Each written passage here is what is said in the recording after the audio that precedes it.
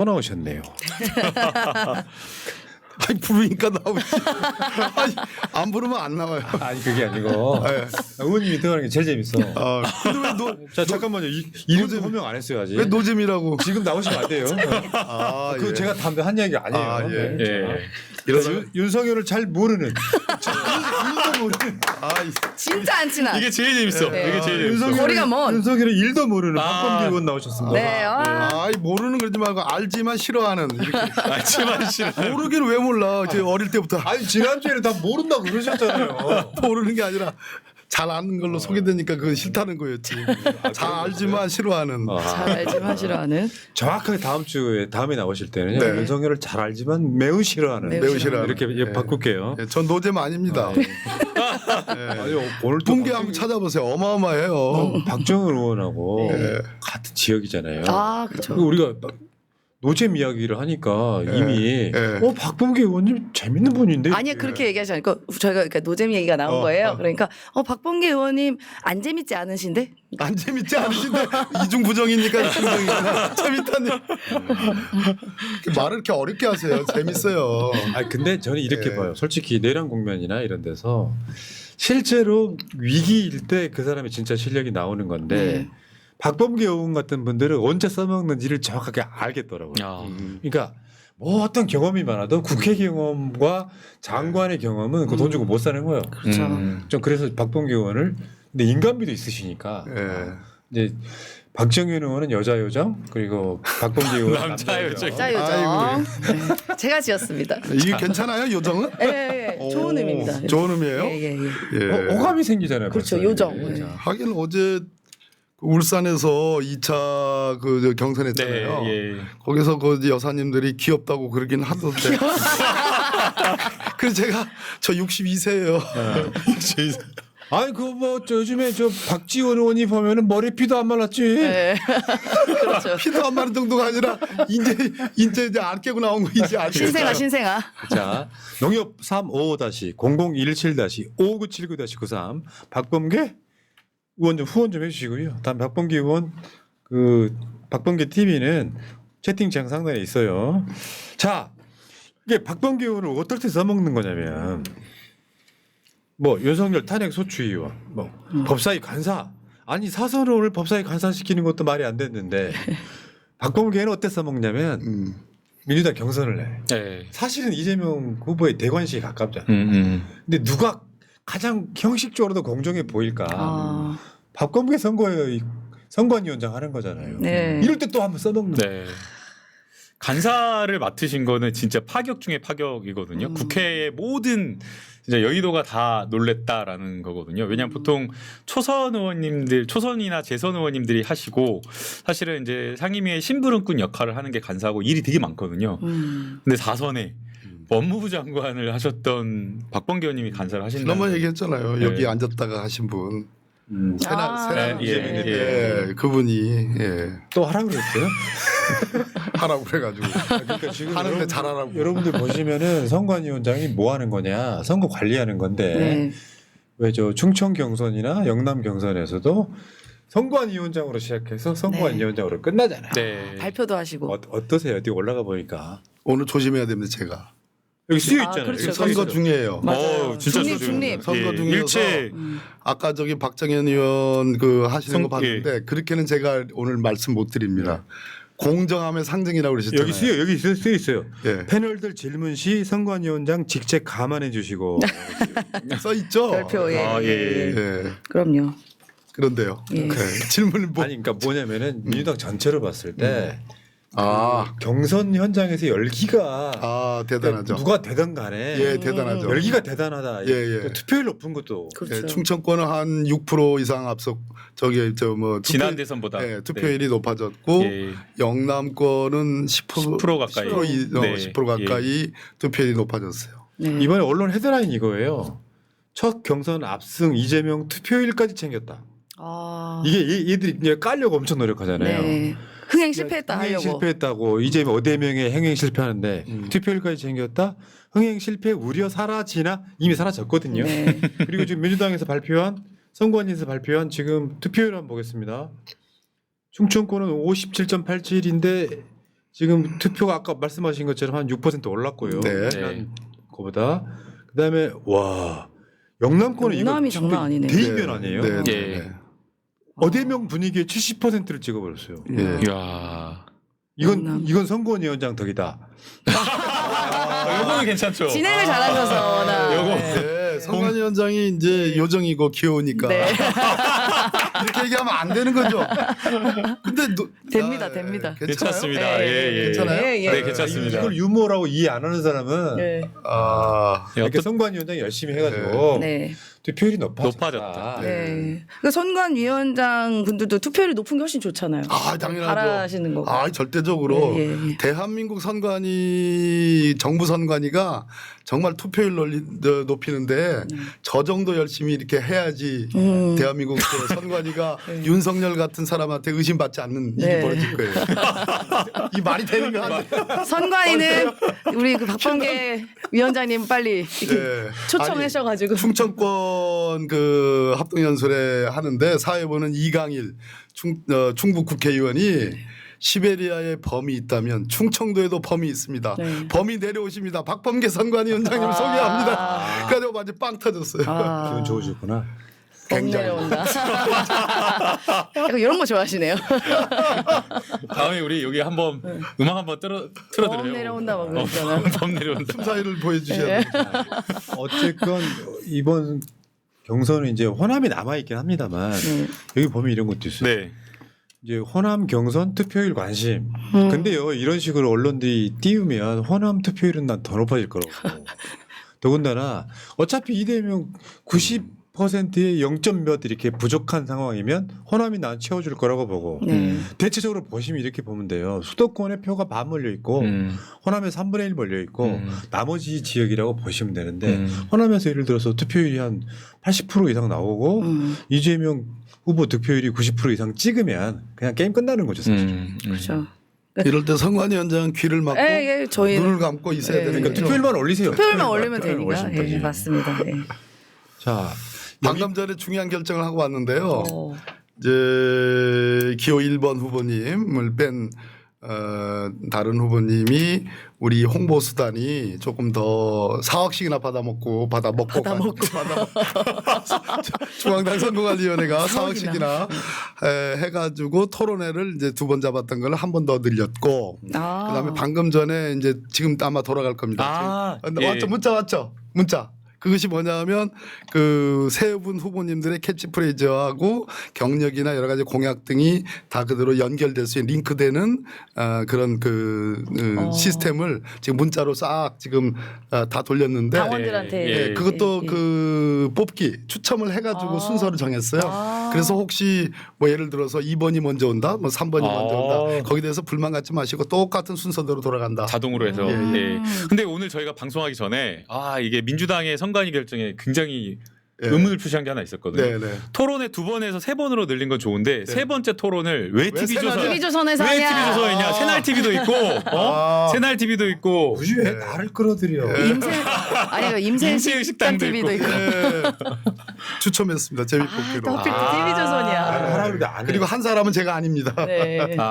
그 추첨에 의해서 어쩔 수 없이 그렇게 된 네, 거였군요. 네. 그래서 이제 왜 우리 지지자들은 조선일보나 TV조선이 좀 별로 네, 탐탁지 않죠. 충분히 이해되죠. 아니 오히려 그럴수록 적진을 털어야 돼. 네. 털어야 돼. 적 털러 가는 거죠. 네. 자, 근데 여기서 지금 이제 저 여론조사 업체 교체 요청한 예. 작은 논란이 하나 있긴 네, 한 것 같아요. 예. 오늘까지도 있었습니다. 그럼 이거 어떻게 결론은 그냥 그대로 가는 거예요? 그렇습니다. 왜냐하면 이거 좀 설명을 드리면 그 권리당원이든 뭐 대의원 권리당원이든 일반 국민들을 말 그대로 안심번호를 받아서 하는 거든 ARS로 돌아가거든요. 근데 그 제가 ARS 저 선관위원장 하느라고 ARS 교육을 많이 받았어요. 근데 ARS 교육이라는 게 딱 명부를 받으면 그걸 자동적으로 프로그램에 입력을 딱 해요. 로딩을 딱 하면 업로드를 하면 그냥 기계에 의해서 자동으로 돌아가는 거예요. 누구도 그걸 타치를 못해요.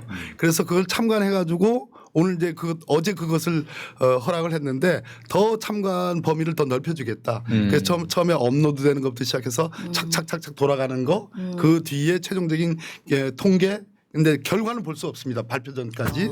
그래서 그런 과정들을 후보자님들의 대리인들이 다 볼 수 있게 투명하게 한다. 그래서 조작이 불가능하다.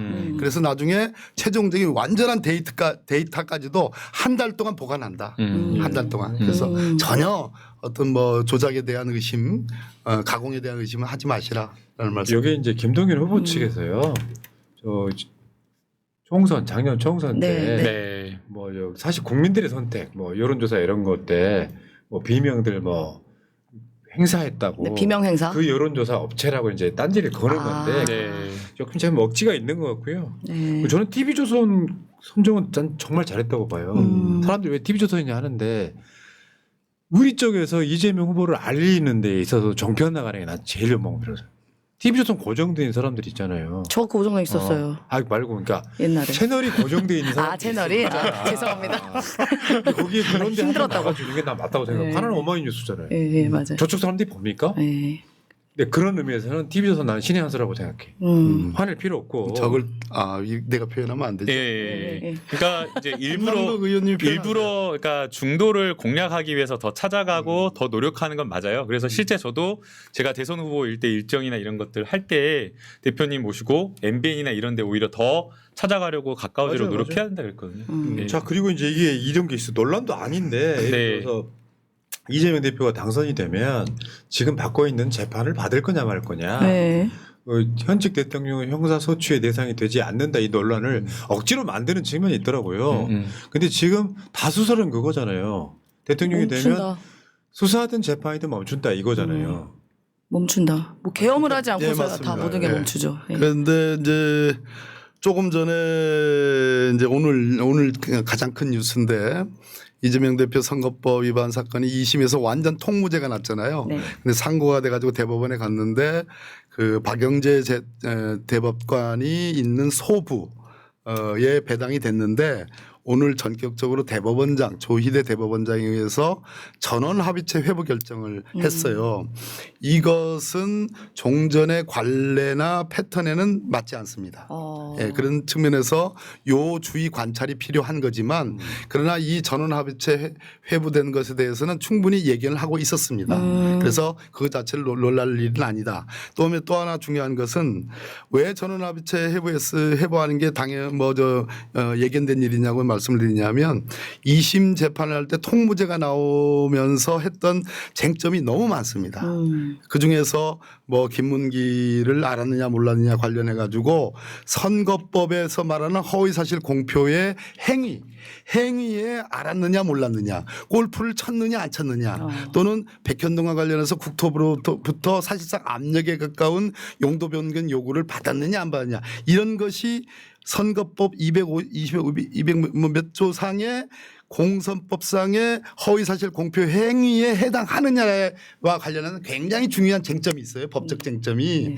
그래서 위헌법률 제청도 신청을 하고 그랬는데 무죄도 무죄지만 이런 법률적 쟁점에 대해서 대법원 전원 합의체로 뭔가 저 논리를 종결할 필요가 있다. 판단할 필요가 있다. 그런 측면에서도 전원합의체 회부 결정에 대해서는 특별히 우리 저 지지자 여러분 또 민주당과 개혁과 혁신을 더 지지하는 우리 여러 국민들께서 너무 걱정하실 필요가 없다. 결과에 있어서는 저는 안정적으로 제가 여기 와서도 말씀을 드렸는데 2심 재판이 워낙 현미경 같이 네. 아주 자세하게 잘 해놨기 때문에 특별히 걱정하지 않는다 이런 말씀을 드립니다. 이것도 이제 예를 들어서 그럴 가능성은 없어 보이지만 2심이 사실은 1심에서 2심처럼 판결했어야 된다는 게 중론이잖아요. 이렇게 판단 안 하고 무엇이 허위 사실인지도 모른 채로 그냥 맞아요. 답정너 결론이었다는 거고 그럼 만약에 그럴 가능성도 없지만 대부분에서 파기환송하고 그러면은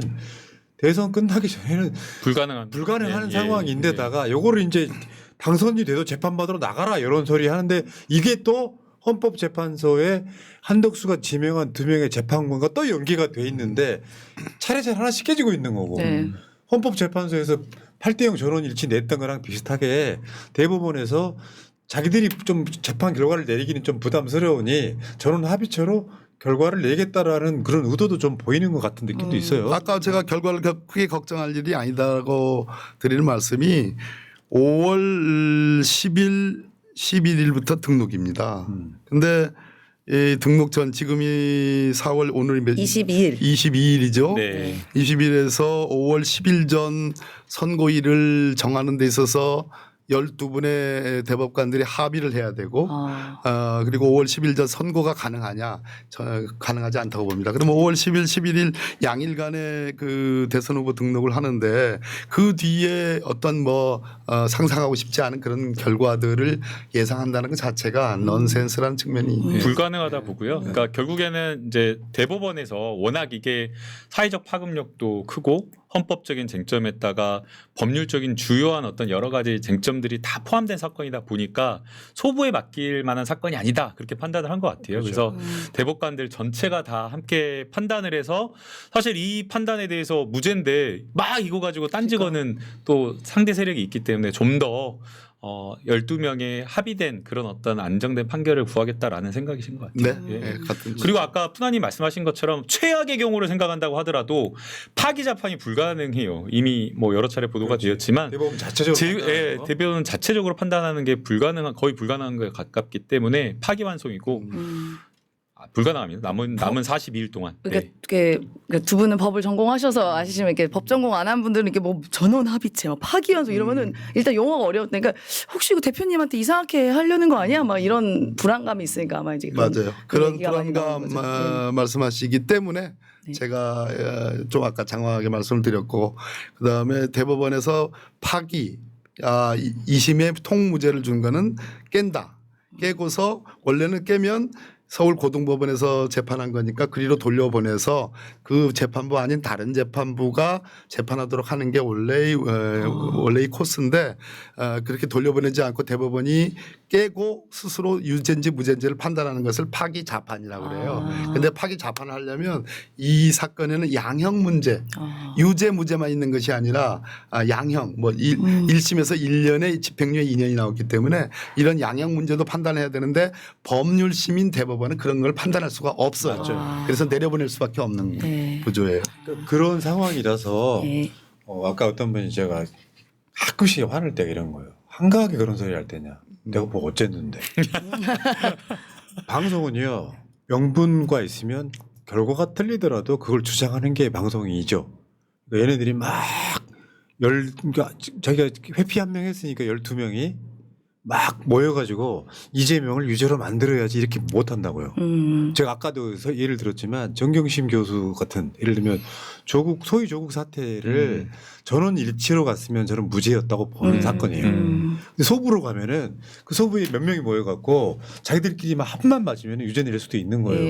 이런 인원이 사건들 작으니까. 사회적인 어떤 이목이 집중된 사건들은 여러 명이 모였을 때 합리적인 판결이 나오는 경우가 더 많아요. 그렇죠. 이 가만히 좀 보시기 바라겠고요. 자 그리고 아까 말씀드린 헌법 84조 현직 대통령은 형사소추 불소추 특권을 지닌다. 내란만 빼고 이런 측면에서 애들이 억지주의 부리고 있는 거잖아요. 이미 시작된 재판이니 현직 대통령이 재판받으러도 아니라 이 주장하고 있는 거잖아요. 그러지 말라고 이게 만들어 놓은 법 아닙니까? 네. 그것도 사실은 관전거리입니다.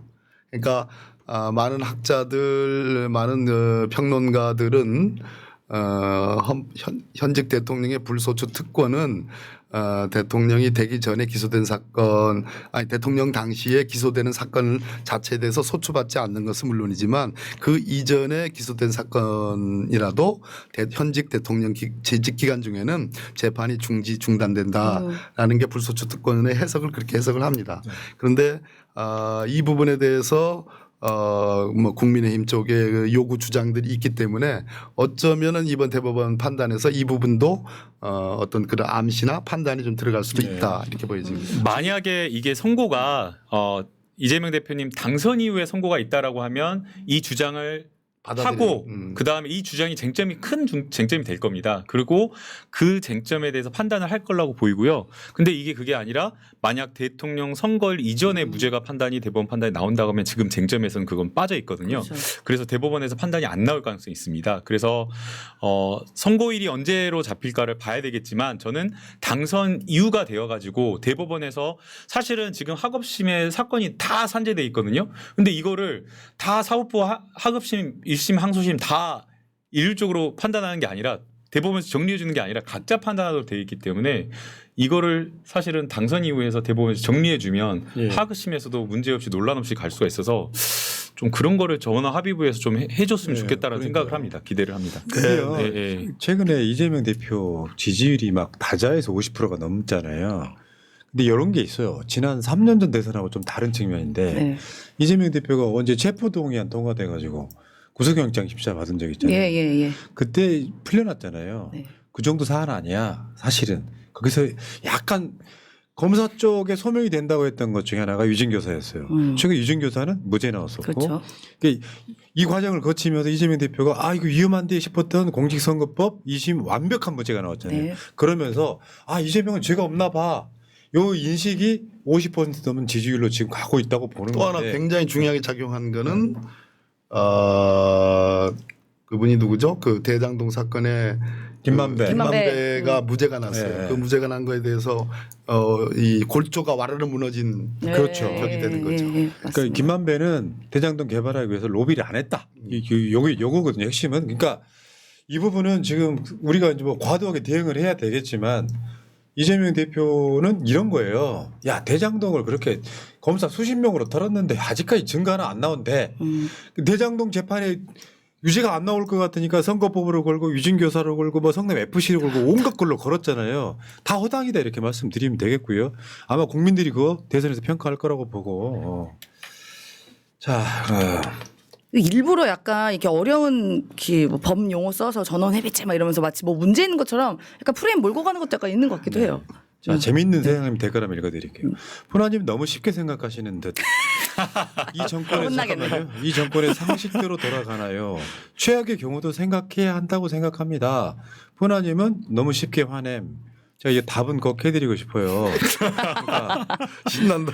아니 이런 것보다 뭐냐면 우리인들 이재명 대표가 어려움에 처하라고 이야기하는 게 아니라 여러분들이 제 이야기를 좀 이해를 못 하시는 것 같은데 이런 측면이 있어요.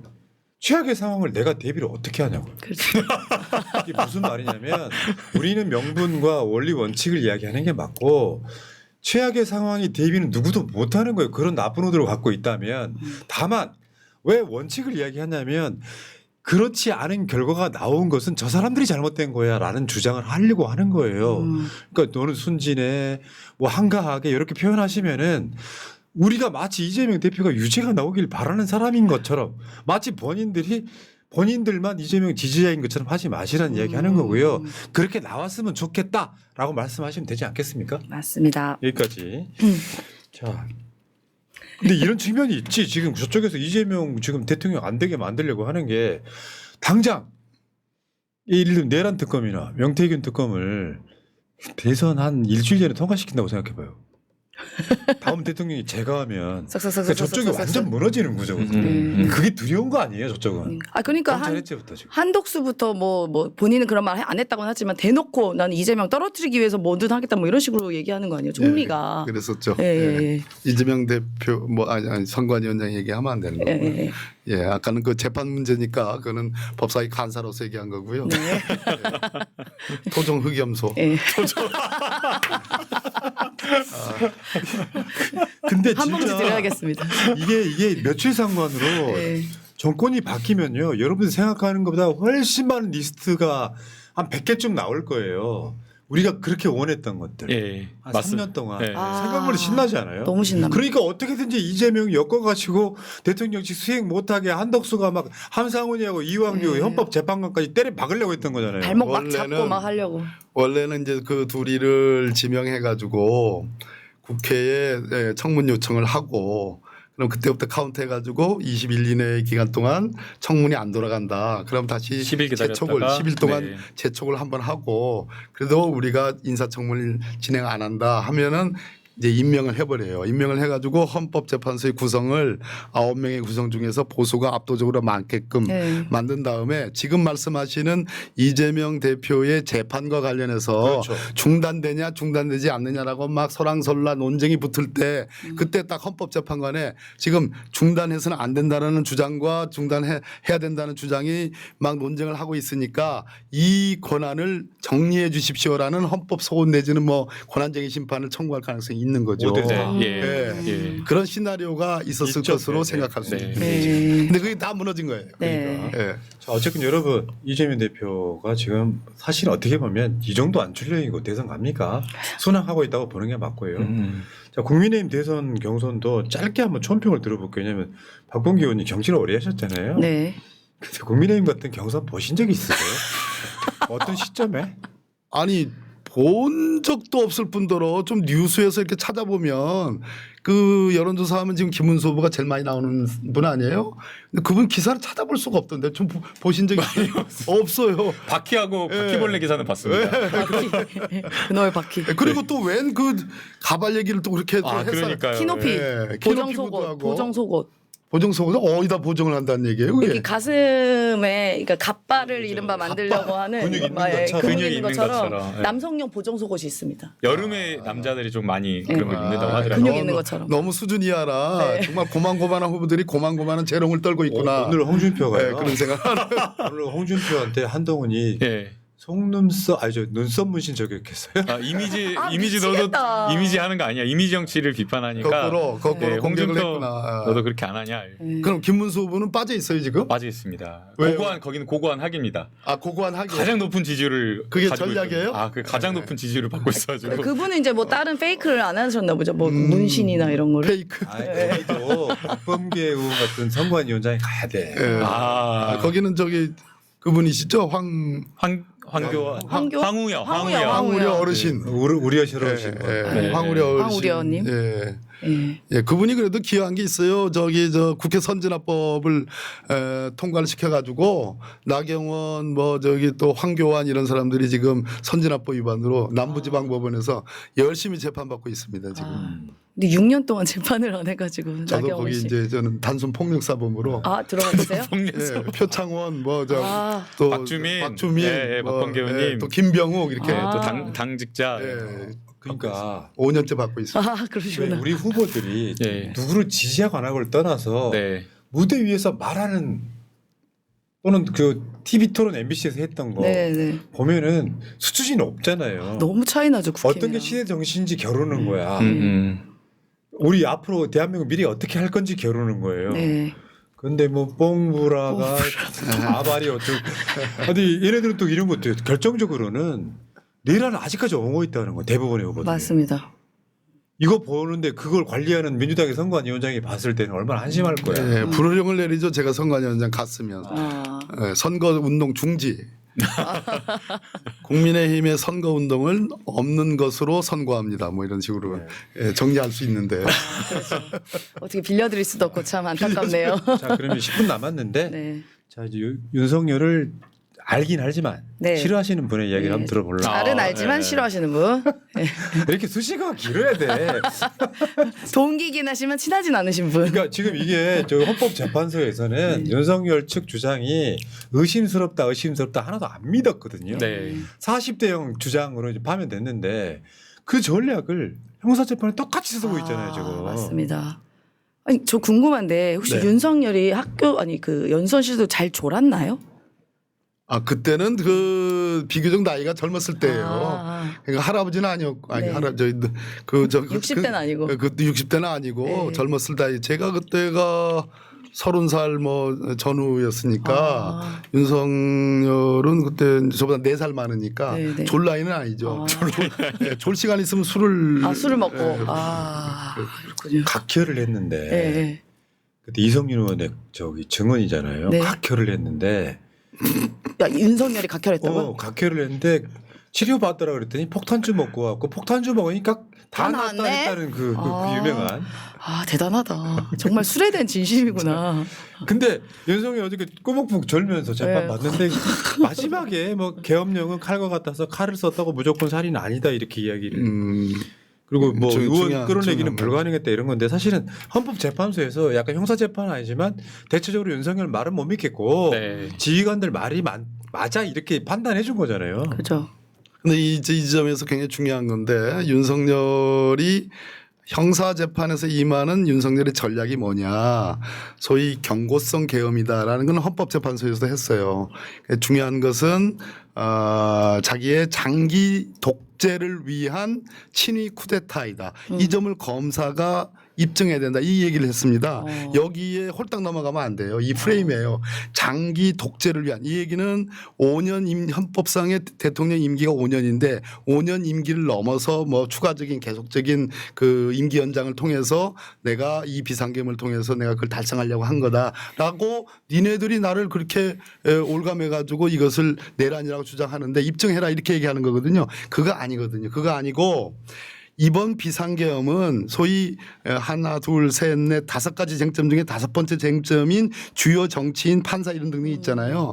이 사람들 이제 주요 정치인들에 대해서 소위 내란을 비상계엄을 가지고 정치적 정적을 제거하고 그럼으로써 소위 야권의 민주당을 비롯한 야권의 소위 국정에 대한 여러 가지 감시 활동 뭐 탄핵이라든지 또는 입법적인 여러 조치라든지 또는 뭐 예산이라든지 이러한 감시 활동을 못하게 하는데 예 초점이 있는 거거든요. 이 점을 검사들이 재판장 뭐 지기현 재판장 뭐 그런 기대하기도 뭐 어려운 사람이지만 사실은 두 증인이 어제 그 수방사 제1단장하고 특전사 1대대장이 나왔잖아요. 네. 그 두 증인들한테 그걸 물었어야 되는 거거든요. 니네들이 최종적으로 왜 그렇게 끄집어내라는 지시를 받았음에도 불구하고 어떤 한 사람은 지시를 변경해 가지고 우리는 그냥 길만 터주는 거다. 어떤 한 사람은 국민을 위해서 우리는 국민을 지키는 일이지 뭐 저기 조직에 충성하는 것은 그건 김영기 아니다. 대대장. 김영기. 네, 예. 이 얘기에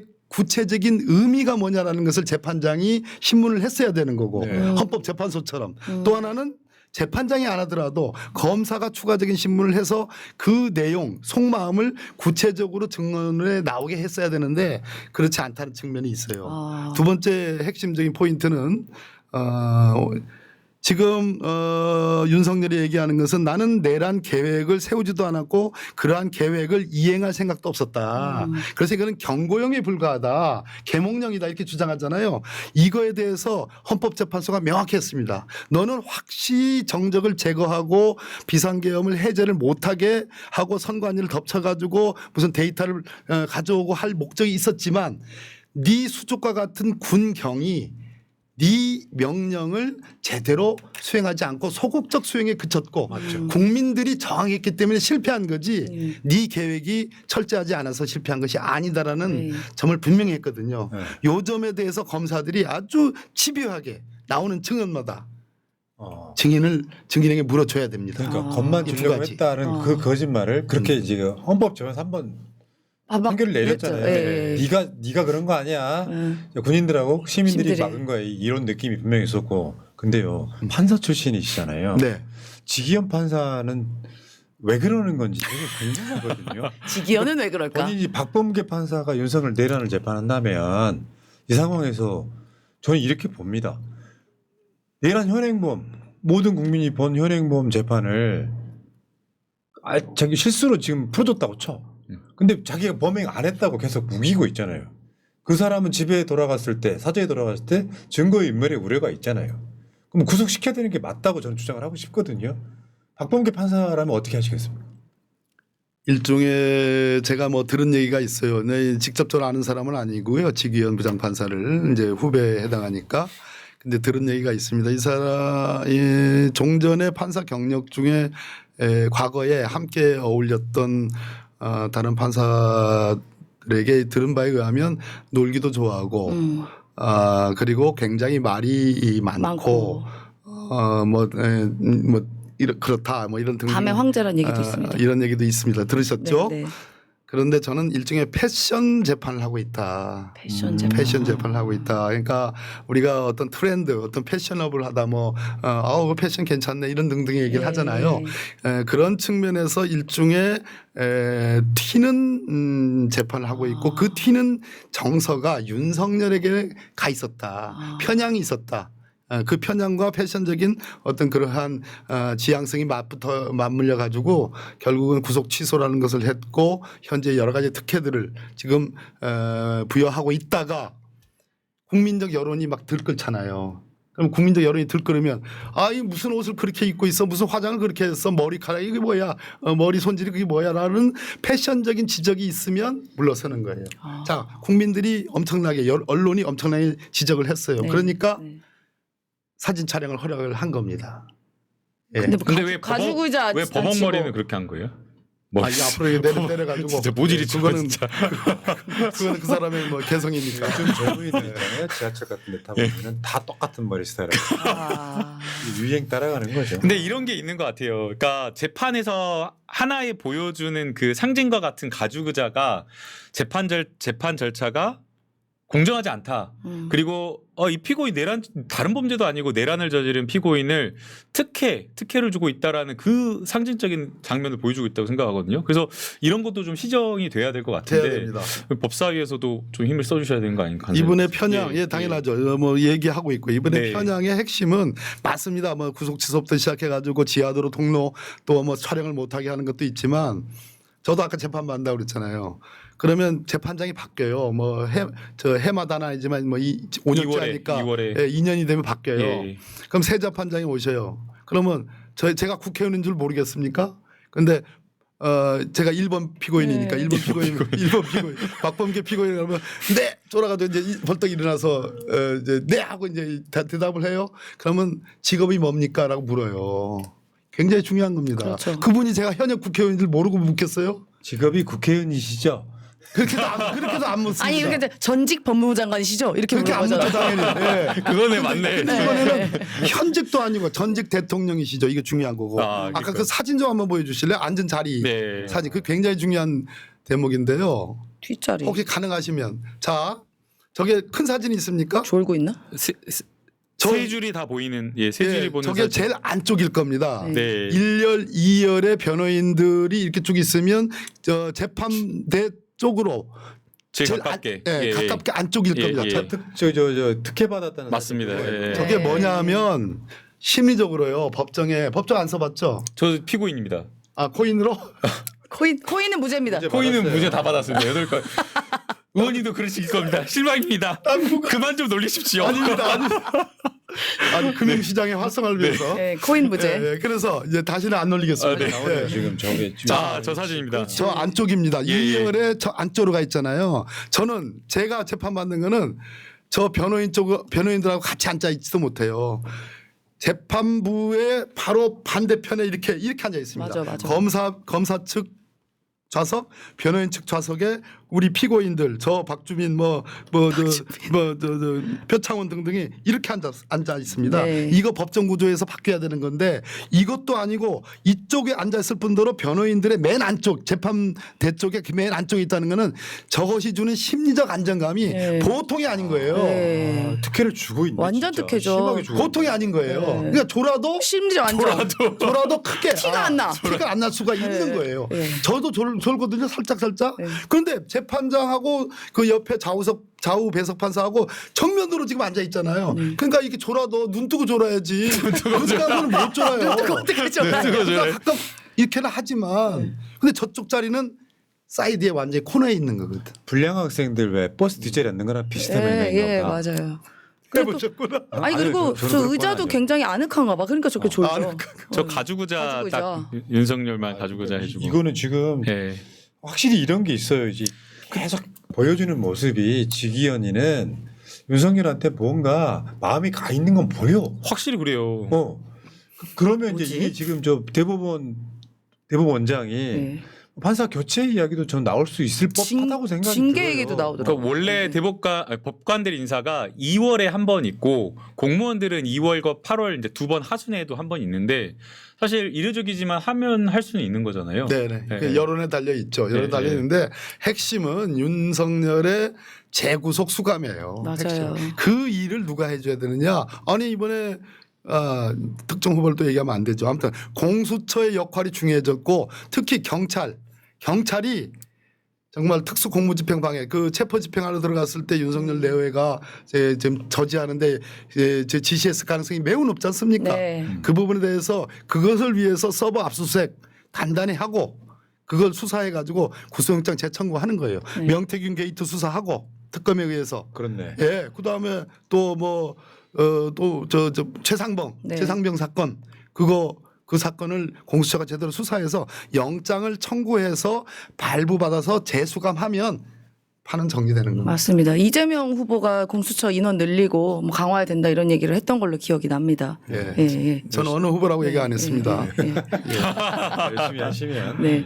네, 됐고요. 자, 알겠습니다. 제이님께서 박범계 의원님 재미있으시려면 일단 목소리 톤을 높이시고 자주 재밌으신데? 웃으시면 됩니다. 예. 재미없어도 크게 웃으십시오. 안진걸 소장도 노력 끝에 재밌는 분이 되셨습니다. 그분이 뭐가 재밌나요? 앞으로 모니터해드리겠습니다. 진짜 찐팬 생기셨어 지금.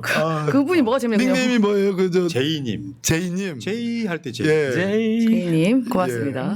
예. 세상에 하도 어수선해가지고 제가 웃는데 좀 아니. 제가 봤을 때 박범계 의원은 지금 네. 그러니까 새날 방송 같은데 이제 수차례 나오시고 나서 본 모습을 지금 보이는 거예요. 그 사람 좋고 그렇죠. 잘 싸우는데도 뭔가 인간적으로 되게 호감 가는 사람. 아 맞아요. 예. 그게 이제 방송에서 만들어진 그게 아니라 이미지가 아니라 실제 초선 때부터 똑같은 모습이었습니다. 아. 예, 예. 그러니까 항상 저희가 뭐 이렇게 변호사들 모임이 있었거든요. 그러면은 제일 먼저 오셔가지고 거기 막 그 고기 굽는데 청소하고 정리하고 혼자 막 이렇게 막 요리사처럼 막 준비하고 아니요, 계시고. 실제는 네. 예. 김남국 의원님이 그 당시 의원이 아니셨어요.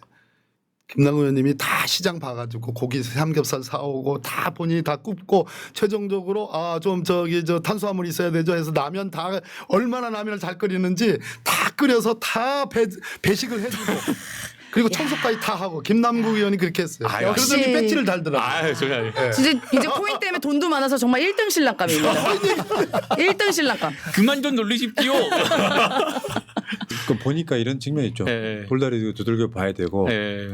잘 나가는데 뭐 대부분 전원 합의체가 뭐 한다더라 뭐 한다더라 헌법 뭐 어쩌겠다 이게 막 이거는요. 여러분들이 제가 너무 봤을 어려워. 때는 어려워요. 네. 예. 그렇게 그러니까 지금 얘기해줘도 어려워요. 너무 아니, 잘 지금은 나가서 이제 지금은 이제 알았죠. 알죠. 이러면서 너무 웃으면 잘 되는 거죠. 네, 네, 그렇습니다. 와. 너무 잘 나가도 뭐가 터질지 몰라서 두려운 거고요. 네. 예. 이거는 어떤 상황에 대비해서라도 여러분 그 헌법재판소 윤석열 파면 나오기 전에 민주당이 대비했다는 이야기 들으면 아주 깜짝깜짝 놀래요. 아, 그렇죠. 여기까지 대비를 했다고? 네. 이건 다 여러분들 민주당 믿어주시길 바라겠고요.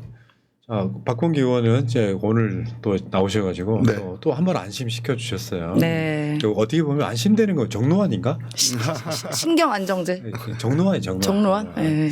자, 의원님, 자 오늘 또 고생하셨고 좀 보시면서 또 짧게 얘기하시고 이제 가시면 되겠습니다. 네. 네, 이제 민주당의 21대 대통령 선거 경선이 이번 주말에 호남권과 그리고 다음 날에 수도권 2번 남았습니다. 아마 아직도 투표를 못하신 정말로 대한민국이 정말로 좋은 나라, 훌륭한 나라가 되기를 희망하시는 우리 새날의 시청자 여러분, 아직도 투표 안 하셨으면 꼭 투표하시고 당일날도 가능하니까 투표 많이 해주셔서 정말로 내란을 완전하게 진압하고 우리 대한민국 멋진 대한민국 만들었으면 좋겠습니다. 예. 감사합니다. 자, 박범계 의원과 함께 인터뷰였고요. 새날은 이따가 8시 40분에 다시 오겠습니다. 자, 방송 마치겠습니다. 고맙습니다. 네, 감사합니다. 네, 감사합니다. 고맙습니다. 네.